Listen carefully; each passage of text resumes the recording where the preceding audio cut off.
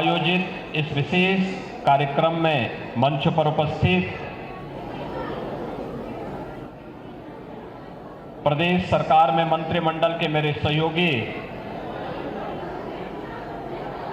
और प्रभारी मंत्री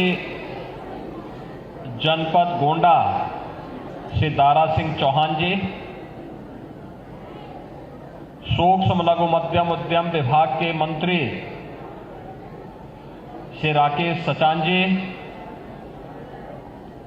माननीय सांसद श्री करण भूषण जी,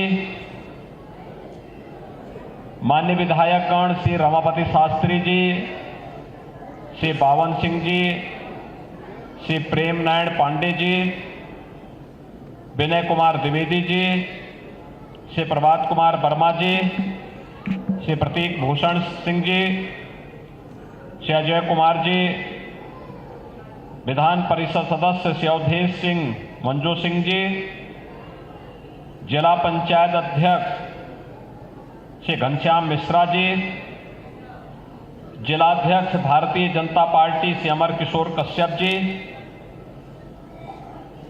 इस देवीपाटन मंडल से आए हुए सभी हमारे युवा उद्यमी बहनों और भाइयों, आज मुझे इस मंडल के नए युवा उद्यमियों के साथ संवाद करने का एक अवसर प्राप्त हो रहा है और उनके आर्थिक स्वावलंबन में ये डबल इंजन की सरकार सहभागी बन पा रही है। इस अवसर पर आयोजित इस समारोह में मैं आप सभी युवा उद्यमियों का हृदय से स्वागत करता हूं, अभिनंदन करता हूं। बहनों और भाइयों, किसी भी राष्ट्र की ताकत को आंकना हो तो उस राष्ट्र के युवाओं की प्रतिभा, उनकी ऊर्जा और उनके अनुशासन से इसको मापा जा सकता है। उस देश का भविष्य क्या है, अगर इसको जानना हो तो युवाओं की प्रतिभा और ऊर्जा से इसको जाना जा सकता है। जहां युवा ऊर्जा के लिए अवसर होंगे, वहां पर कोई ताकत उस राज्य या उस देश का बाल बांका नहीं कर सकती है। सरकार को इसके लिए संबल बनना पड़ेगा। युवा ऊर्जा अपना रास्ता स्वयं तय कर देगी और उसी रास्ता तय करने के अभियान में आपका संबल बनने के लिए डबल इंजन की सरकार आज आपके बीच में आई है। बहनों और भाइयों, अभी हाल ही में आपने इस सदी के सबसे बड़े सांस्कृतिक और आध्यात्मिक आयोजन को उत्तर प्रदेश की धरती में आयोजित करते हुए देखा होगा। 13 जनवरी से 26 फरवरी तक देश और दुनिया टकटकी लगा करके उत्तर प्रदेश के प्रयागराज की ओर देख रही थी। वे आश्चर्यचकित थे, इतनी बड़ी संख्या में मानवता का यह समागम एक नए भारत की ताकत का एहसास करा रहा था।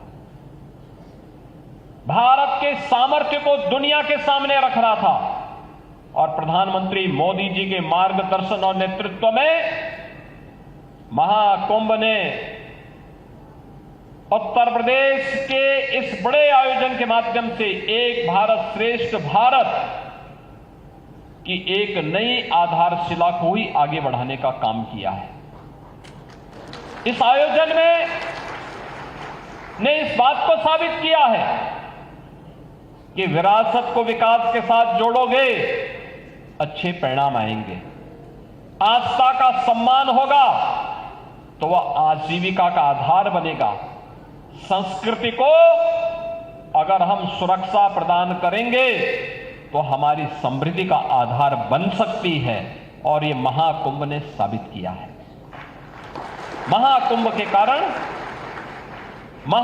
के कारण उत्तर प्रदेश में आस्था और आजीविका के, संस्कृति और समृद्धि के नए नए कॉरिडोर बने।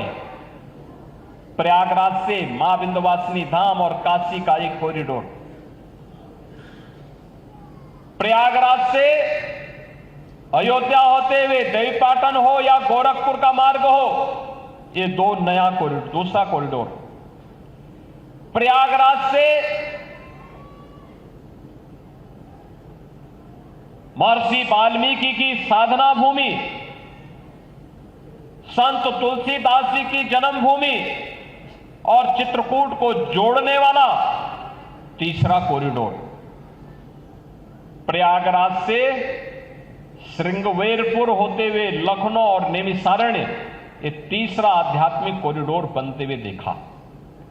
और प्रयागराज से आगरा होते हुए मथुरा, वृंदावन, बरसाना, गोकुल, नंदगांव, गोवर्धन, यह भी एक पांचवां आध्यात्मिक कॉरिडोर बनते हुए देखा है।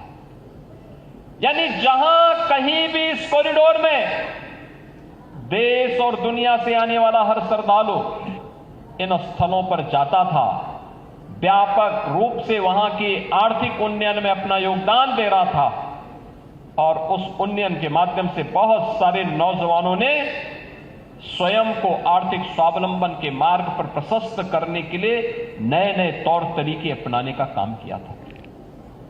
यह युवा ऊर्जा है, इसको अवसर मिलना चाहिए, सरकार को उसका संबल बनना चाहिए। होली का आयोजन उत्तर प्रदेश में बहुत शांतिपूर्ण तरीके से संपन्न हुआ।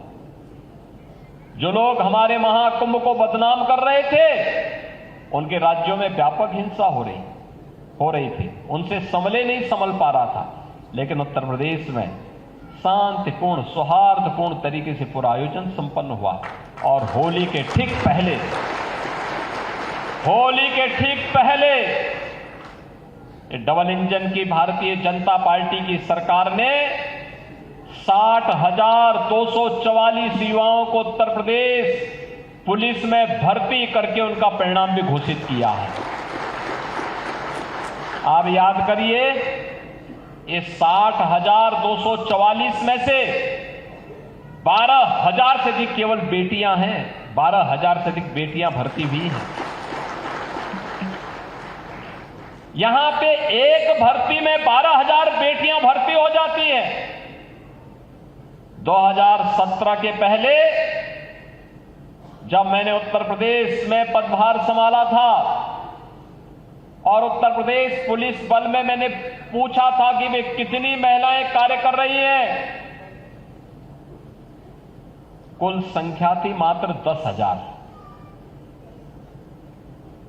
10,000। बहनों और भाइयों, इसके उपरांत हम लोगों ने तय किया कि अब जो भी भर्ती होगी उस भर्ती में कम से कम 20% हम बालिकाओं को भरेंगे। 1,56,000 भर्ती की प्रक्रिया पहले पूरी कर दी थी, पहले कर दी गई है।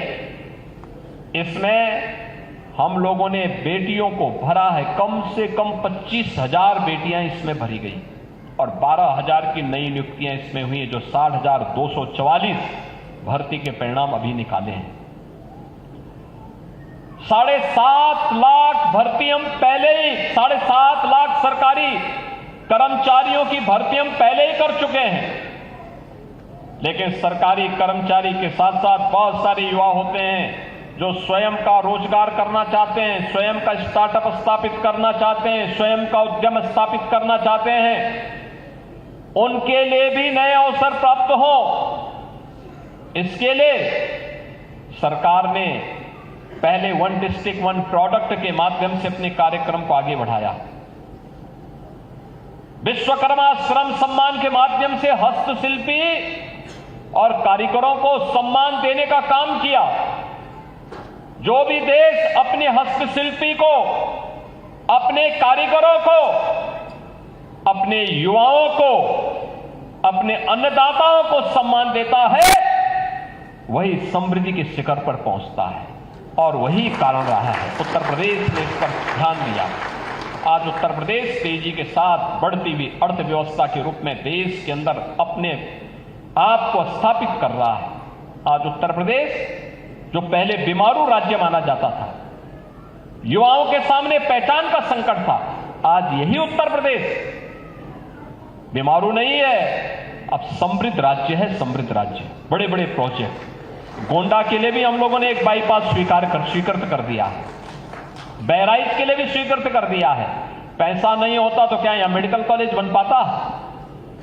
पैसा नहीं होता तो क्या एग्रीकल्चर कॉलेज बन पाता?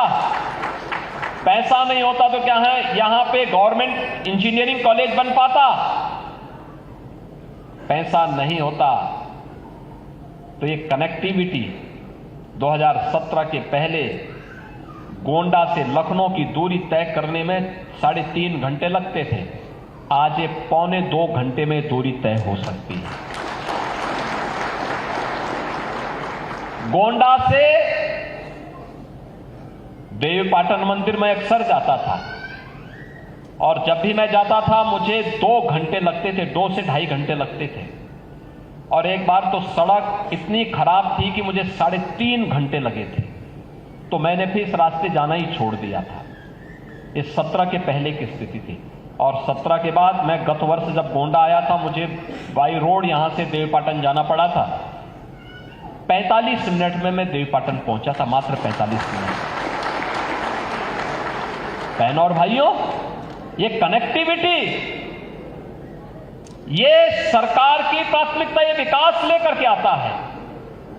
उन लोगों को देखा गया जिन लोगों तक कभी विकास नहीं पहुंचा, बिना भेदभाव के उन तक पहुंचाने का काम वो अन्नदाता किसान के लिए प्रधानमंत्री फसल बीमा योजना हो या प्रधानमंत्री किसान सम्मान निधि, जो किसान कर्ज से दबे हुए थे उनके लिए ऋण माफी की एक योजना लाई गई, व्यापक पैमाने पर उसे आगे बढ़ाने का काम हुआ।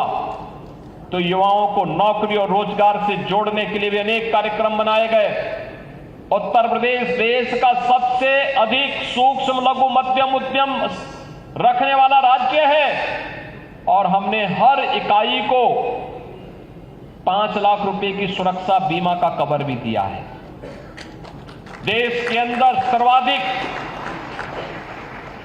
सर्वाधिक खाद्यान्न उत्पादन वाला राज्य उत्तर प्रदेश है, सर्वाधिक गन्ना उत्पादन करने वाला राज्य उत्तर प्रदेश है, सर्वाधिक इथेनॉल उत्पादन करने वाला राज्य उत्तर प्रदेश है और सर्वाधिक युवा ऊर्जा का राज्य भी उत्तर प्रदेश है। सबसे ज्यादा रोजगार देने वाला राज्य भी उत्तर प्रदेश है। और इसीलिए इस नई स्कीम को लेकर के हम लोग आए हैं। ये स्कीम आज तो एक औपचारिक रूप से इसको प्रारंभ करने के लिए मैं आया हूं। अभी 25, 26, 27 को 3 दिवसीय मेला लगने वाला है हर जिले में। ये जितने बच्चे होंगे और जितने युवा आवेदन करेंगे उन सबको इस स्कीम के साथ जोड़ करके नया उद्यमी बनाएंगे, जनपद को उद्यमिता के क्षेत्र में आगे बढ़ाएंगे, नए रोजगार का सृजन करेंगे। उत्तर प्रदेश के युवा को उत्तर प्रदेश के बाहर नौकरी और रोजगार के लिए भटकना नहीं पड़ेगा, बल्कि उसके जनपद में ही उसको कारोबार मिलेगा। वो स्वयं काम करेगा या अपना उद्यम स्थापित करके आर्थिक स्वावलंबन से अग्रसर होगा और जनपद को भी आगे बढ़ाएगा, प्रदेश को भी आगे बढ़ाएगा। उत्तर प्रदेश को देश के ग्रोथ इंजन के रूप में स्थापित करेगा। और उसी भाव के साथ आज हम सब आपके बीच आए हैं। मुझे बहुत अच्छा लगा। विभाग पहले कह रहा था कैसे होगा, हमने कहा होगा, चिंता नहीं करनी, हमें नेक नियति से योजना बनानी है। और योजना बनाते समय हम इस बात को ध्यान में रखें कि हमारा लक्ष्य प्रदेश के युवा के स्वावलंबन पर होना है। ये युवा शक्ति एक बार स्वावलंबी हो जाएगी तो उत्तर प्रदेश को स्वावलंबी होने में कोई रोक नहीं सकता है। और इसी भाव के साथ जब इस कार्यक्रम को आगे बढ़ाया गया, उसका पोर्टल तैयार होने में, स्कीम को लॉन्च करने में समय लगा। 24 जनवरी को जब हमने महामहिम उपराष्ट्रपति जी के कर कमलों से इस स्कीम को आगे बढ़ाने का काम किया था, उस समय हमारे सामने एक चैलेंज था। कैसे होगा? 31 मार्च के अंदर कैसे हम इसको प्राप्त कर लेंगे? कैसे हो पाएगा? मंत्री जी चिंतित थे। मैंने सचान जी से कहा चिंतित होने की आवश्यकता नहीं, मैं स्वयं कमिश्नरी स्तर पर कई जगह आपके साथ चलूंगा। बैंकर्स के साथ हम लोगों ने बैठक की और मुझे अच्छा लगा कि उन्होंने भी नहीं सोचा होगा कि जहां हमें 1 लाख लोगों को 31 मार्च तक इस व्यवस्था के साथ जोड़ना था, अब तक इसमें रजिस्ट्रेशन 3 लाख से अधिक युवाओं ने कर लिया है। 32,700 से अधिक युवाओं के लिए स्वीकृत हो गया है और बाकी 25, 26, 27 में उन युवाओं को भी हम ऋण वितरित करेंगे जिन लोगों ने आवेदन किया है। पात्रता की श्रेणी में आते उनकी स्क्रीनिंग होने दीजिए। जैसे ही स्क्रीनिंग होगी, बैंकों से हम कहेंगे आपको देने में क्या समस्या आ रही है? अरे आपको कुछ नहीं, मूलधन और युवा वापस करेगा, उसमें भी मार्जिन मनी में हम लोग व्यवस्था कर रहे हैं और बाकी ब्याज तो सरकार उपलब्ध करा रही है। ब्याज उपलब्ध कराई सरकार से। और मैं आप सभी युवाओं से यही कहूंगा, जिस कार्य के लिए आप लोन लेना चाहते हैं उसकी ट्रेनिंग ले लें, उसकी जानकारी ले लें और उसकी जानकारी लेने के बाद जब आप इस क्षेत्र में कार्य करेंगे आपको पता लग जाएगा कि हां, कैसे इन कार्यक्रमों को आगे बढ़ा करके हम लोग व्यवसाय आगे बढ़ा सकते हैं। और जब आप मूलधन वापस कर लेंगे तो इस बार तो 5 लाख तक का लोन आपको मिला है, अगली बार इसी योजना के अंतर्गत आपको 10 लाख रुपए तक का लोन की सुविधा उपलब्ध हो जाएगी। आप एक अच्छे उद्यमी बन जाएंगे। जो कल तक रोजगार मांगने के लिए दर-दर ठोकर खाता था, वह युवा एक उद्यमी बनने की ओर अग्रसर होगा। और याद रखना, कार्य की कमी नहीं, कार्य करने की इच्छा शक्ति के साथ आगे बढ़ने की आवश्यकता है। बहुत सारा फील्ड है। रेडीमेड गारमेंट्स में बहुत अवसर है। दुग्ध समितियों के माध्यम से ढेर सारा रोजगार सृजन किया जा सकता है। सब्जी उत्पादन के क्षेत्र में भी उसकी पैकेजिंग के माध्यम से ढेर सारे रोजगार सृजन किए जा सकते हैं। श्री अन्न के क्षेत्र में नए अवसर उपलब्ध कराए जा सकते हैं। परंपरागत उद्यम को प्रोत्साहित करके नई डिजाइन के साथ सरकार कॉमन सर्विस सेंटर की सुविधा आपके यहां दे रही है। इन सबको आगे बढ़ा करके हम नए रोजगार का सृजन कर सकते हैं। और जो एक नया अवसर आया है उत्तर प्रदेश के लिए कि हम उत्तर प्रदेश को भी देश की नंबर 1 की अर्थव्यवस्था बना सकते हैं। पहले 17 के पहले 7वीं अर्थव्यवस्था होती थी, आज नंबर 2 की है। और तेजी के साथ, जिस तेजी के साथ उत्तर प्रदेश आगे बढ़ रहा है, उसमें नंबर 1 की अर्थव्यवस्था बनने में देर नहीं लगने वाली है। बस आप सभी नौजवानों को खड़ा होना होगा और इसी के लिए आज हम सब आपके बीच आए हैं। गोंडा के पास आज नए अवसर आए हैं। याद रखना, उत्तर प्रदेश सरकार की पर्यटन नीति के अंतर्गत मुख्यमंत्री पर्यटन संवर्धन स्कीम हर जनपद की, हर विधानसभा क्षेत्र में किसी एक स्थल के सुंदरीकरण की, पर्यटन स्थल के सुंदरीकरण की कार्य योजना को भी सरकार ने आगे बढ़ाया है। आपने पर्यटन की ताकत को देखा होगा, आस्था की ताकत को आपने महाकुंभ में देखा है। हमें भी स्थानीय स्तर पर उसे आगे बढ़ाने की तैयारी करनी चाहिए। हमारे जनप्रतिनिधि इस दिशा में प्रयास कर रहे हैं। उन्होंने पहले चरण में एक स्थलों का सुंदरीकरण कराया है, कुछ नए स्थलों के लिए भी उनके धनराशि उपलब्ध करवाई है। नए उद्यम लगाने के लिए जो गोंडा पहले जब 2016-17 में हम लोग आए थे, 16-17 की जो रैंकिंग हुई थी, गोंडा उस समय देश का सबसे गंदे शहरों में गोंडा था। और मैंने उस समय यहां डपटा था, यहां के विधायक को भी, अपने लोगों को। उन्होंने कहा हमारी गलती की, हम तो विधायक अब बने, लेकिन ये सर्वे पहले का है। और मैं धन्यवाद दूंगा आज यहां के जनप्रतिनिधियों को कि उन्होंने अच्छा काम किया है और आज गोंडा एक सुंदर शहर की बनने की ओर अग्रसर दिख रहा है। अच्छा बन रहा है।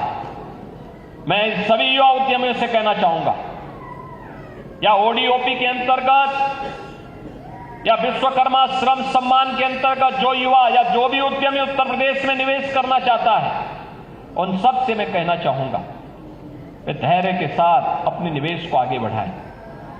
सरकार का सिंगल विंडो सिस्टम उनकी मदद करेगा, निवेश सारथी उनकी मदद करेगा। अगर कहीं पर कोई बेईमानी करता है, आप उसकी एक कंप्लेंट केवल मुझे कर दीजिए। भ्रष्टाचार जो घुन की तरह व्यवस्था को खोखला कर रहा है, इस पर बड़े प्रहार की तैयारी के साथ सरकार कार्य करने जा रही है।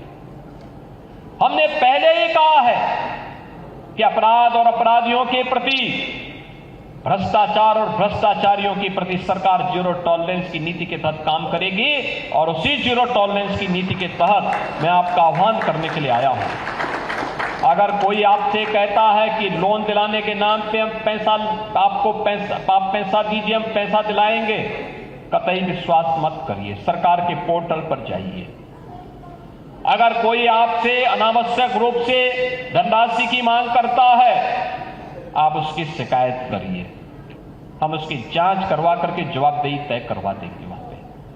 और याद रखना, जो गलत तरीके से आपसे पैसे की डिमांड करेगा, याद रखना, मुझे लगता है कि वह व्यक्ति अंतिम उस परिवार की सर्विस होगी, उसके बाद फिर कभी कोई सरकारी सेवा में आने वाला नहीं है। फिर उसके बाद कभी उसको अवसर नहीं मिलने वाला है।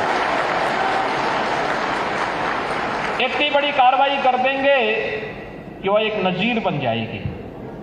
और बहनों और भाइयों, एक घुन को समाप्त करने की आवश्यकता है, सख्ती के साथ इससे लड़ने की आवश्यकता है। और ये तभी हो सकता है जब समाज सरकार के साथ खड़े होकर के इससे लड़ने के जज्बे के साथ तैयार हो सके। आपका विकास आपके लिए है, आने वाली पीढ़ी के लिए है, उसका कोई विकल्प नहीं हो सकता।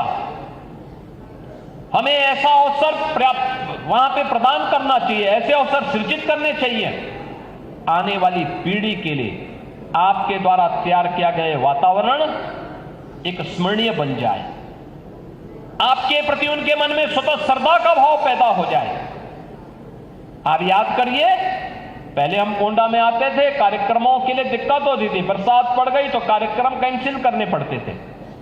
आज देखो, सर्दी हो, गर्मी हो, बरसात हो, मेडिकल कॉलेज के सभागार में हम 2000 लोगों के साथ बैठ करके बड़े आनंद के साथ एसी के नीचे बैठ करके कार्यक्रम आयोजित हो रहे हैं।